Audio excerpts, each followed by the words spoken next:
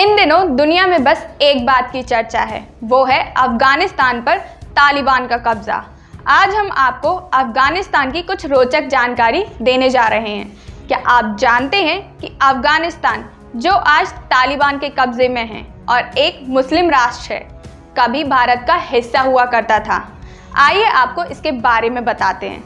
अफगानिस्तान भले ही आज एक मुस्लिम राष्ट्र है और आज यहाँ तालिबान की हुकूमत हो, लेकिन साल 980 में अफगानिस्तान में हिंदू और बौद्ध धर्म के लोग बहुत संख्या में थे।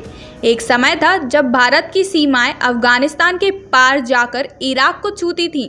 980 में अफगानिस्तान पर राजा जयपाल का शासन हुआ करता था और वो एक हिंदू राजा थे, लेकिन मुसलमान सुल्तानों ने उन पर हमला करके उनको सत्ता से बाहर कर दिया और इसके बाद धीरे धीरे अफगानिस्तान भारतवर्ष के नक्शे से बाहर चला गया। 17वीं सदी तक तो अफगानिस्तान नाम का तो कोई राष्ट्र भी नहीं था। अफगानिस्तान नाम का प्रचलन अहमद शाह दुर्रानी के शासनकाल में शुरू हुआ। भारत पर सबसे पहला हमला मोहम्मद बिन कासिम ने किया था और तब गांधार में हिंदू और बौद्ध धर्म काफ़ी उन्नत स्थिति में थे, लेकिन 8वीं सदी में मुसलमान शासनकर्ताओं के आक्रमण से मुसलमान धर्म का प्रभाव बढ़ने लगा। अफगानिस्तान का सीधा संबंध महाभारत से भी है, क्योंकि कौरव की मां गांधारी अफगानिस्तान के गांधार शहर की थी, जो शहर आज कांधार नाम से जाना जाता है।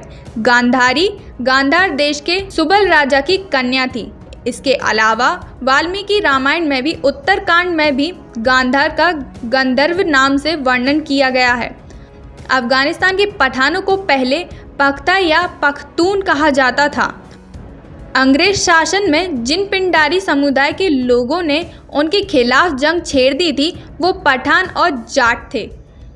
यहाँ के बमियान शहर में भगवान गौतम बुद्ध की तो विशाल प्रतिमाएं हुआ करती थीं, जिसमें से एक तो पूरे विश्व में भगवान बुद्ध की सबसे ऊंची प्रतिमा थी। लेकिन मार्च 2001 में एक कट्टर ISIS संगठन ने इस मूर्ति को तोड़कर ये ऐतिहासिक धरोहर नष्ट कर दी।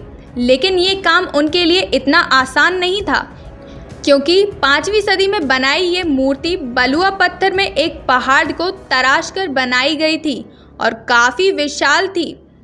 पहले रॉकेट लॉन्चर का इस्तेमाल करके इनको तोड़ने का प्रयास किया गया, लेकिन मूर्ति को ज़्यादा नुकसान नहीं हुआ। इसके बाद मूर्ति में बने छोटे गड्ढों में बारूद लगाकर विस्फोट किया गया, लेकिन इससे भी काम नहीं बना। इससे मूर्ति की टांगें ही नष्ट हुई। बाद में हर रोज़ इसके हर हिस्से में बारूद लगाकर इसमें विस्फोट किए जाते थे और ये काम 25 दिनों तक चला। तब जाकर उनके नापाक इरादों को सफलता मिली और ये मूर्तियां नष्ट हुईं।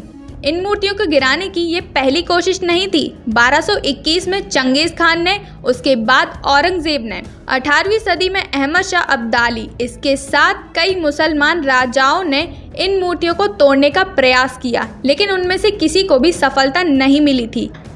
इसी तरह यहाँ के म्यूजियम में रखी गई बौद्ध और हिंदू देवताओं की मूर्ति भी कट्टरपंथियों ने नष्ट करने की कोशिश की थी और इसमें वो काफ़ी हद तक सफल रहे थे। लेकिन अफगानिस्तान के बौद्ध और हिंदू इतिहास के सबूत काबुल म्यूजियम में आज भी संभाल कर रखे हुए हैं। तो ये था हमारे भारतवर्ष का इतिहास का छोटा सा हिस्सा, जो अफगानिस्तान के उल्लेख किए बिना अधूरा है। आज अफगानिस्तान में फिर से तालिबान जैसे कट्टरपंथी आतंकी संगठन का कब्जा है। देखना होगा भविष्य में यहाँ क्या कुछ होता है।